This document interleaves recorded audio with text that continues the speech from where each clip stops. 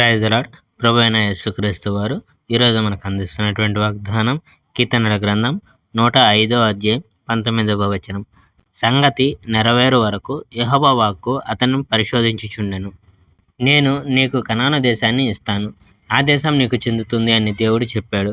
అబ్రహాము కుటుంబం చిన్నదిగా ఉన్నప్పుడు దేవుడు ఆ వాగ్దానం చేశాడు. మరియు వారు కనాన్లో నివసిస్తున్న యాత్రికులు మాత్రమే. దేశం నుండి దేశానికి, రాజ్యం నుండి రాజ్యానికి వారు ప్రయాణం చేశారు.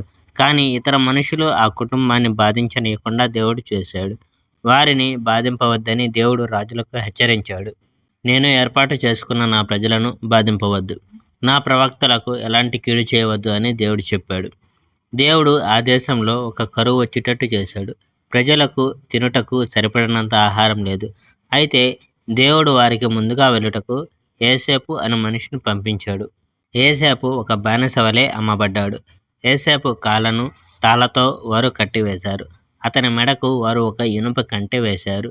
యోసేపు చెప్పిన సంగతులు నిజంగా జరిగేంత వరకు అతడు బానిసగా యోసేపు చెప్పింది సరైనది అని యెహోవా సందేశం రుజువు చేసింది.